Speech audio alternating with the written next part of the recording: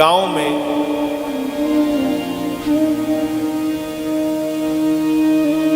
एक गरीब केवट था, नौका चलाता था। नाव चलाकर के अपना जीवन यापन करता था। उसकी कन्या का विवाह होने वाला है। कन्या के विवाह के लिए उसे द्रव्य की आवश्यकता है। गांव के साहूकार से उसने ब्याज पर पैसा लिया।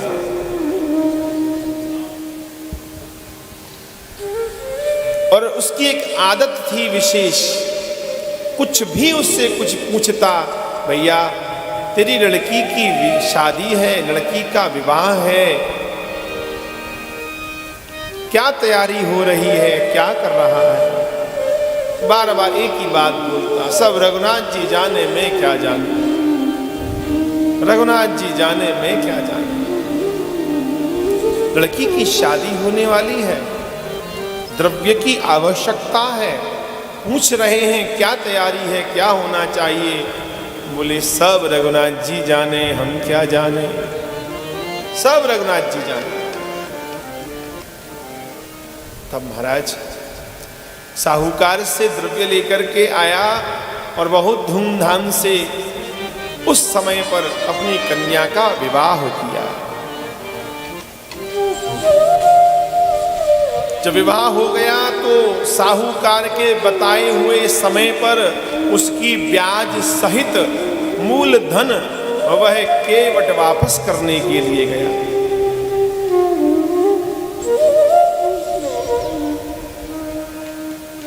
साहूकार के यहाँ जा करके उस केवट ने मूलधन सहित ब्याज को साहूकार को दे दिया और साहूकार ने एक पर्ची लिखी कि मैंने पूरा पैसा ब्याज सहित प्राप्त कर लिया। पर्ची को केवट को दिखाया, बोले भैया देखो इसमें क्या लिखा है। केवट बेचारा पढ़ा लिखा है नहीं। केवट ने कहा मैं क्या जानूं, रघुनाथ जी जाने इसमें क्या लिखा है, मुझे क्या मालूम, रघुनाथ जी जाने। साहूकार के मन में पाप आ गया। बोले ये पढ़ा लिखा नहीं है, इसको ठग सकते हैं। जल लेने के बहाने भेजा, जरा एक गिलास पानी लेकर के आना। कुछ लेने के लिए गया, जल लेकर के आया। इतने में साहूकार ने वो पर्ची को दबा करके रजिस्टर में रख दिया और दूसरी पर्ची लिखी। दूसरी पर्ची में ये लिखा कि मैंने 1 महीने में साहूकार का पैसा नहीं दिया तो इसका मकान मेरा हो जाएगा। पर्ची को लेकर के वह केवट आकर के और भगवान के चरणों में उसने रख दी पर्ची। मैं क्या जानूं, रघुनाथ जी जाने। 1 महीना हो गया। 1 महीने के बाद में वह साहूकार अपने साथ में कुछ लोगों को लेकर के आया। बोले अब 1 महीना हो गया, अब यह घर हमारा हो गया, आप यहां से जाइए। क्यों? मैंने तो आपको पैसा पूरा दे दिया, फिर अब मैं घर क्यों दूं? बोले नहीं, तुमने पैसा पूरा नहीं दिया, हमने जो पर्ची लिखी है वो लेकर के आओ। पर्ची लेकर के आया। पर्ची को देख करके बोलो क्या लिखा है इसमें? बोले हम तो जानते ही नहीं है क्या लिखा है इसमें, रघुनाथ जी जाने, हम क्या जाने क्या लिखा है। पर्ची को दिया। जो साथ में दूसरे लोग थे उन्होंने पढ़ा पर्ची को। उसमें लिखा था 1 महीने में यदि मैंने पैसा नहीं दिया तो ये मकान मेरा हो जाएगा, साहूकार का हो जाएगा। इसमें तो यह लिखा है। बात होते होते महाराज वह कहता है मैं तो सत्य कह रहा हूं, मैंने इसका पूरा पैसा दे दिया। साहूकार कहता है इसने पैसा नहीं दिया। बात बढ़ते बढ़ते मामला कोर्ट में पहुंच गया। इसी कलिकाल की घटना है, कोई बहुत पुरानी नहीं। अदालत में पहुंच गया। जज साहब के सामने पेशी हुई। साहूकार को बुलाया गया, उस केवट को बुलाया गया। जज साहब ने पूछा जिस समय आपने इनको रुपया वापस किया था उस समय आपके साथ में कोई साक्षी था, कोई गवाह था?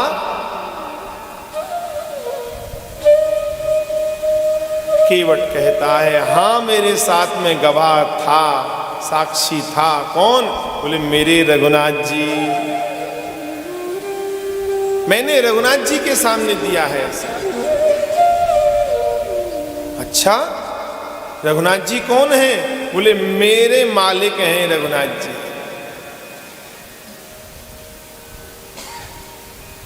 यहां जज साहब ने अपने पास से पैसा लगा करके चपरासी को भेजा, सम्मन जारी किया रघुनाथ जी के नाम। अब है कर्मचारी अदालत का उस सम्मन को लिए लिए घूम रहा है पूरे गांव में। बोले कौन ये रघुनाथ जी कौन है, रघुनाथ जी कौन है? गांव वाले कहते हैं यहाँ तो कोई रघुनाथ जी है ही नहीं। तब चपरासी को किसी ने बताया कि ये रघुनाथ जी, रघुनाथ जी के मंदिर में विराजमान भगवान हैं। मंदिर में पहुंचा कर्मचारी सम्मन लेकर के, मंदिर में गया, पुजारी जी से कहा, बोले आज रघुनाथ जी के नाम का सम्मन आया है, आप तामील करके दीजिए। पुजारी जी ने सम्मन को तामील किया, प्राप्त किया और लेकर के रघुनाथ जी के चरणों में रख दिया।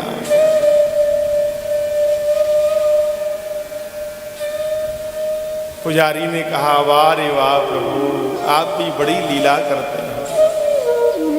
कोई पुष्प चढ़ाता है, कोई पत्र चढ़ाता है, कोई प्रसाद चढ़ाता है, लेकिन आज आपका ऐसा भक्त आया है जिसने आपके चरणों में आपके नाम का सम्मन चढ़ाया है।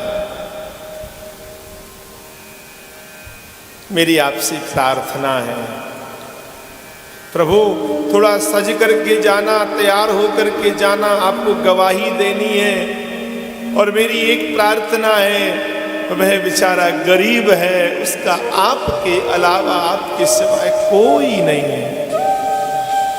उसने बड़े विश्वास से कहा है मेरे साक्षी रघुनाथ जी हैं। उस बेचारे गरीब का किसी प्रकार से अहित न हो, ऐसा ध्यान रखना। पुनः पेशी हुई और पेशी होकर के आवाज लगी, चपरासी ने आवाज लगाई, रघुनाथ जी हाजिर हो। एक बूढ़े वृद्ध का रूप धारण करके रघुनाथ जी आए और आकर के जज साहब ने पूछा तुम्हारा नाम रघुनाथ जी है? बोले हाँ मेरा ही नाम रघुनाथ जी है। तुम्हारे सामने इस केवट ने साहूकार को पैसा दिया था? बोले हाँ दिया था। आपके पास में कोई सबूत है? बोले हाँ मेरे पास सबूत है। क्या? इसका रजिस्टर मंगवाइए साहूकार का। उस रजिस्टर में एक साहूकार के हाथ की लिखी हुई पर्ची है। तुरंत चपरासी को भेजा, साहूकार का रजिस्टर मंगाया गया। तो साहूकार के उस रजिस्टर में वह पर्ची निकल के आई और जज साहब के सामने पेश हुई। मैंने पूरा पैसा प्राप्त कर लिया ब्याज सहित। अब केवट के ऊपर कोई पैसा बाकी नहीं है। साहूकार के हाथ में लिखा हुआ पर्ची। जज साहब को बड़ा क्रोध आया, बोले अरे देखो ये झूठ बोलता है, अदालत में न्याय के मंदिर में आकर के झूठ बोलता है, डाल दो इस साहूकार को जेल में। गवाही देकर के चले गए। चैम्बर में जब आया है जज साहब, तब उसको कुछ होश आया और उसने केवट को बुलाकर के पूछा, ये रघुनाथ जी तुम्हारे कोई रिश्तेदार लगते हैं, कौन है? बोले महाराज मैंने तो कभी इनको देखा ही नहीं, ये कौन थे? चपरासी को बुलाया, क्यों ने चपरासी, हमने रघुनाथ जी के नाम का संबंध दिया था, तो तू कहां देकर के आया संबंध, ये कौन है जो गवाही देकर के गए? और ये केवट कहता है मैंने कभी इनको देखा ही नहीं।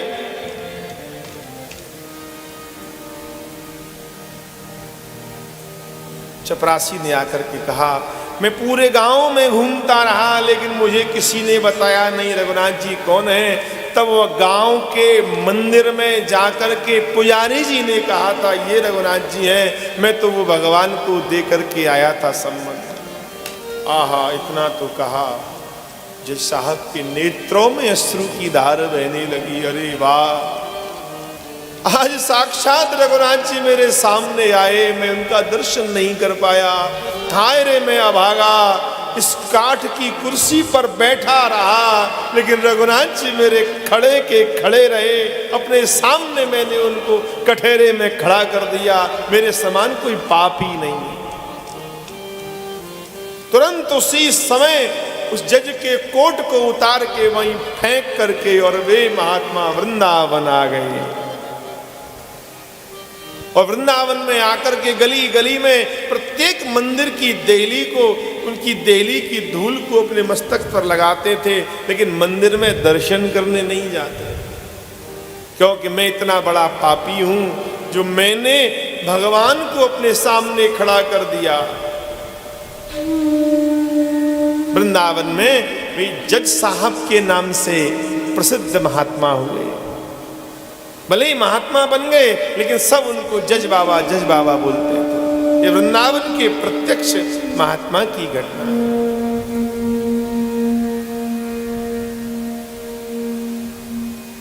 तो जो शरणागत रहता है भगवान के, उस शरणागत की रक्षा भगवान स्वयं करते हैं।